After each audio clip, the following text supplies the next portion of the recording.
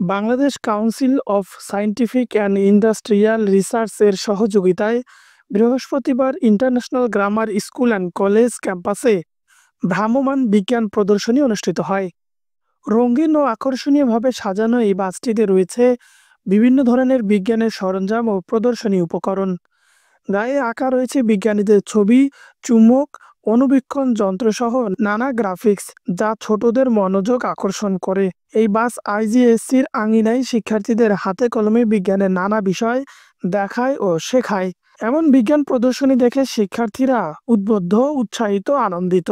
এ সময় international grammar school and কলেজের chairman শেরাফুল Hossain হিমেল, বেগম রোকেয়া বিশ্ববিদ্যালয়ের শিক্ষক ওমর ফারুক, আইজিএসসির ইংলিশ ভার্সনের অধ্যক্ষ ইয়াসিন নূর হোসেন, বাংলা ভার্সনের অধ্যক্ষ আমিনুল ইসলাম সহ প্রতিষ্ঠানের শিক্ষক, শিক্ষার্থী, অভিভাবক ও কর্মকর্তা কর্মচারীরা উপস্থিত ছিলেন।